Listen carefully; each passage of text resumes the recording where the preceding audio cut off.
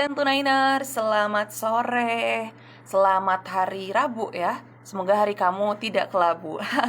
Biar nggak kelabu, kamu harus tahu mengenai informasi kesehatan. Makanya Resna bakal nemenin kamu di sini disikat seputar informasi kesehatan, dan bahasan kali ini menarik banget Tentunainers. Tapi wait, sebelum lanjut Resna mau memastikan dulu audionya ya. Audionya ini masuk atau enggak, karena kita sambil live on air juga ya. Oke, sebentar. Coba pastikan dulu audionya.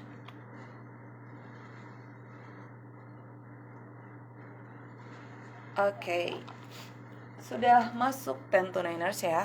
Audionya sudah aman juga. Sekarang kita tinggal menunggu dari Promkes RSHS sudah masuk atau belum ya. Kita masih menunggu untuk join. Oke, sebentar Tentunainers.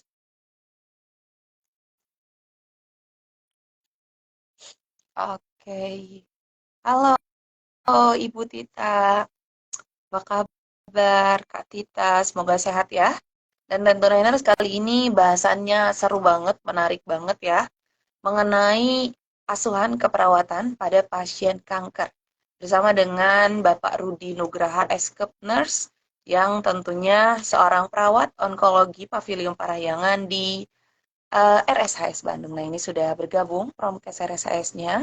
Coba kita invite ya. Oke.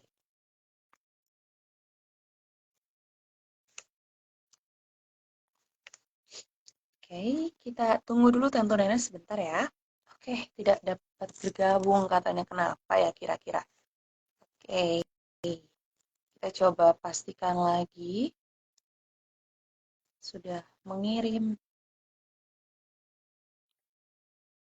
Sepertinya ada kendala teknis ya Tentunainers. Malum karena kita nah sudah bergabung. Oke. Ya. Halo, Assalamualaikum Pak Rudi. Waalaikumsalam warahmatullahi wabarakatuh. Sehat ya? Aman ya Pak ya? Gimana Aman, kabarnya Pak? alhamdulillah. Alhamdulillah. Suara saya jelas kan? Jelas Pak, aman. Oke, baik ya Bapak Rudi. Alhamdulillah kalau sehat, jadi kita bisa ngobrol-ngobrol di sini. Ya. Oke, tentunya sudah bersama Pak Rudi di sini. Kita sekarang akan membahas mengenai asuhan keperawatan pada pasien kanker ya, bersama dengan Pak Rudi Nugraha, Eskep Nurse ya, seorang perawat onkologi Pavilion Parahyangan di RSHS Bandung. Betul ya Pak ya? Betul, betul. Oke, betul. Nah, tentunya serba-serbi asuhan keperawatan ini seperti apa kita bakal bahas. Untuk Tentunainers yang mau bertanya boleh banget langsung di kolom komentar ya. Nanti Resna ajukan kepada Pak Rudi ya. Nah, Pak Rudi, sebelum lanjut pengen dong nih Tentunainers dan para pendengar di sini disapa dulu ya. Untuk Tentunainers itu adalah sebutan para pendengar di Radio MDK. Mangga silakan Pak, boleh disapa-sapa dulu. Oke, siap. Bismillahirrahmanirrahim. Assalamualaikum warahmatullahi wabarakatuh. Oke. Apa kabar Tentu Nenes? Alhamdulillah bisa bergabung dengan Radio MPK. Mudah-mudahan apa yang kita lakukan hari ini benar-benar menjadi suatu hal yang bermanfaat buat kita semua. Semoga kita semua diberikan kesehatan, insya Allah. Amin. Tentunya ya, kalau misalnya nggak sehat, gimana caranya biar sehat? Kita bahas di sikat ya Pak ya, seputar informasi kesehatan. Oke Bapak, kita langsung masuk aja ya Pak ke pertanyaan yang pertama nih Pak. Boleh, boleh. Mengenai asuhan keperawatan pada pasien kanker. Asuhan keperawatan itu apa Pak? Soalnya Resna tuh baru mendengar, ternyata ada ya asuhan keperawatan Pak. Jadi asuhan keperawatan itu memang tindakan yang komprehensif perawat sebenarnya. Jadi tindakan yang menyeluruh yang dilakukan oleh perawat. Kalau di sini kan khususnya mungkin pada pasien kanker. Jadi pada saat pasien mulai didiagnosa kanker sampai dia mendapatkan terapi, sampai dia selesai mendapatkan terapi, ataupun mungkin selama dia masih dalam perawatan, itu semua tindakan keperawatan yang dilakukan itu namanya asuhan keperawatan. Mungkin yang perlu diketahui oleh kita semua bahwa asuhan keperawatan itu mulai dari kita mengkaji kondisi pasien itu sendiri. Bukan hanya sakitnya, kalau sakitnya kan sudah ditentukan oleh dokter, misalkan seseorang sakit kanker A atau B gitu misalkan. Nah, tugas perawat itu mengkaji kesiapan fisiknya, kesiapan mentalnya, apakah pasien mengetahui tentang kondisinya, sudah siap. Jadi bukan hanya sekedar pengobatan, kita mengkaji lebih jauh ke dalam supaya pasien ini benar-benar siap dalam mendapatkan proses terapi nantinya tentunya. Itu mungkin bukan hanya sekedar mengobati, tapi dari mulai mempersiapkan pasien dalam proses terapi itu sendiri gitu. Oke, Bapak. Berarti start awalnya setelah diagnosis ya, Pak? Ya, mungkin sebelum didiagnosis banyak orang-orang yang mungkin pengen mencari tahu pemeriksaan, pengen tahu nih aku sehat atau enggak. Mungkin itu, tapi itu tidak termasuk ke dalam proses asuhan keperawatan itu sendiri. Mungkin itu bagian dari mereka yang ingin mencari apakah dia sehat atau enggak, apakah saya punya kecenderungan untuk menderita kanker atau enggak. Tapi itu mah bukan termasuk dari proses asuhan keperawatan. Ya. Oke, siap mengerti Bapak ya. Jadi memang prosesnya tuh sejak awal ya, awal pengkajian, bukan cuma oke, ini sakit kita rawat udah gitu aja ya Pak ya. Tapi Betul, betul. komprehensif dari awal. Oke, siap Pak. Kalau misalnya dari penyakit kanker ini nih Pak, pasien kanker ini tentunya ada SOP yang berbeda mungkin ya Pak, atau standar-standar yang menjadi pacuan para perawat dalam menangani atau dalam melakukan proses asuhan keperawatan ini. Apa saja Pak? Yang pertama mungkin pada saat kita melakukan pengkajian pasien, intinya umum dulu ya Teh. Jadi kita Oke Pak. dikaji secara komprehensif semuanya. Setelah semuanya dari mulai keluhan fisik, kemudian psikososialnya bagaimana, termasuk ekonominya, riwayat kesehatannya seperti apa, bagaimana nutrisi sebelumnya, kemudian apakah dia pernah melakukan pengobatan sebelumnya, baik itu ke alternatif ataupun ke medis, terus tingkat pengetahuannya baik itu terhadap sakitnya sendiri atau mungkin tingkat pengetahuan terhadap jenis sakitnya. Kan ada orang yang saya tahu kanker tapi tidak tahu kanker itu seperti apa. Nah, ada orang yang saya tahu kanker, saya paham kanker itu seperti apa. Nah, itu beda-beda tingkat status orangnya. Setelah semua itu baru mungkin ada pengkajian khusus bagi pasien kanker. Jadi tidak langsung terpisah, tetap semuanya komprehensif dulu sebagai ditetapkan sebagai pasien, maka pengkajiannya sebagai seorang pasien dulu. Nah, karena dia menderita kanker, baru ada pengkajian khusus yang mengarah menunjang kepada kehususan kanker seperti itu mungkin teh. Oke, berarti latar belakangnya cukup harus diketahui ya Pak ya, dari Betul. kesehariannya seperti apa begitu ya. Nah, Oke, karena sebagian besar pasien kanker itu sebenarnya banyak yang bersangkut paut dengan keluarganya. Bukan berarti kalau kita katakan keturunan mungkin bukan seperti itu, tapi mungkin faktor genetik mempengaruhi. Biasanya orang-orang dengan orang tuanya terkena itu lebih beresiko daripada orang yang mungkin orang tuanya sehat, tidak pernah terkena. Atau mungkin pada saat dia terkena kanker, mungkin anak-anaknya nanti lebih beresiko daripada orang-orang yang mungkin sehat sebelumnya seperti itu.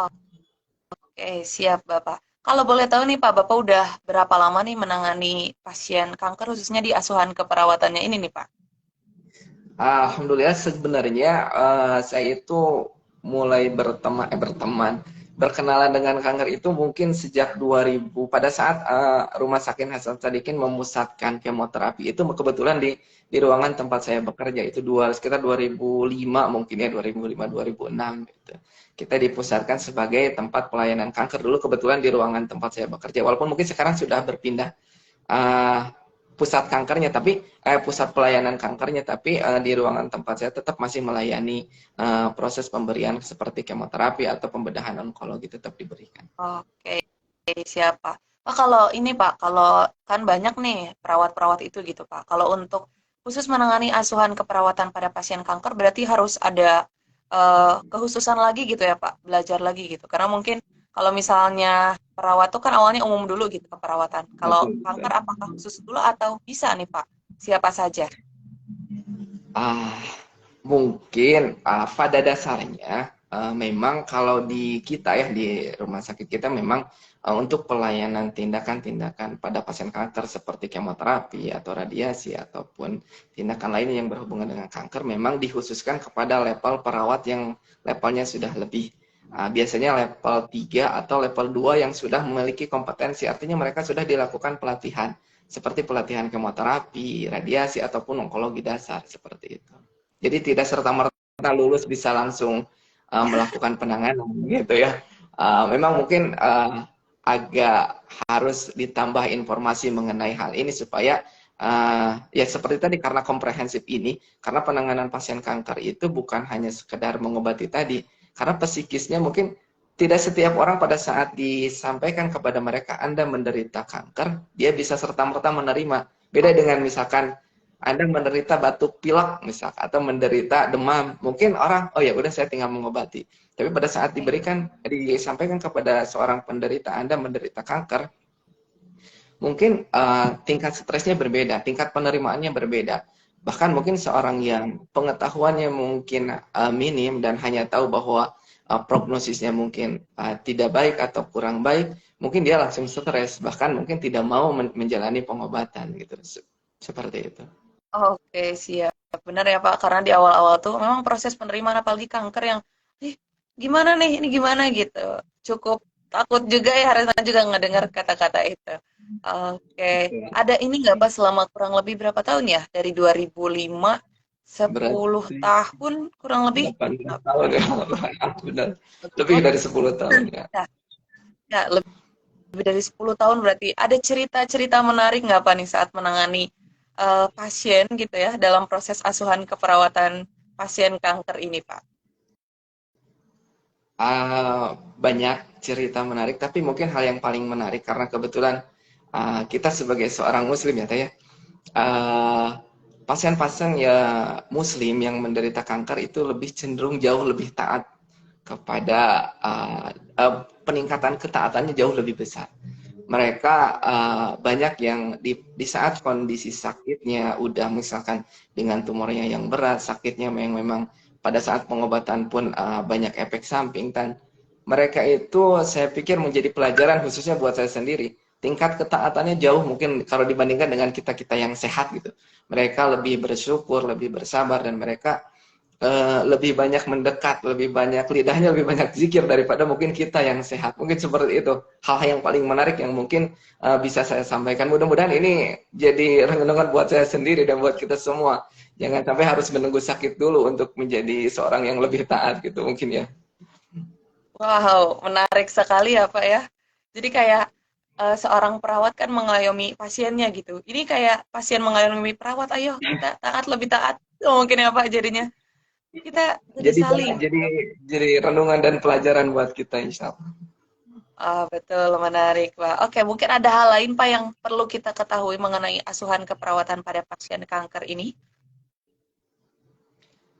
Eh, Pada intinya, setiap pasien yang datang ke kita, pasien kanker, insya Allah akan ditangani secara komprehensif, mulai dari uh, pengkajian tadi, kemudian proses persiapan. Kalau misalkan kan gini ya, Teh, terapi bagi kanker itu, terapi modalitas itu kan ada yang dibedah, Iya. dilakukan pengangkatan, kemudian ada yang dilakukan radiasi, ada yang dilakukan kemoterapi. Apapun jenis pilihan terapi modalitas yang diberikan kepada pasien kanker, di kita itu sudah ditangani mungkin dari awal persiapannya. Karena kan pasien tidak bisa menentukan terapi itu diberikan sesuai dengan jenis kankernya.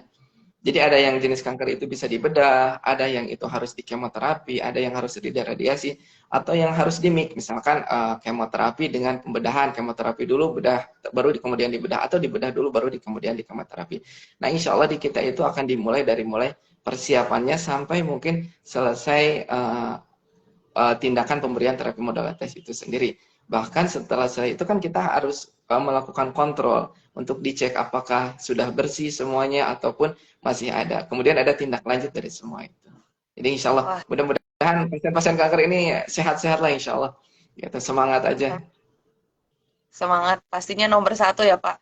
Semangat Ya, gitu ya. Tapi nanti di dalam prosesnya Pak itu sampai di tracking mengenai obatnya mungkin ya setelah itu atau seperti apa saja proses asuhan perawatannya?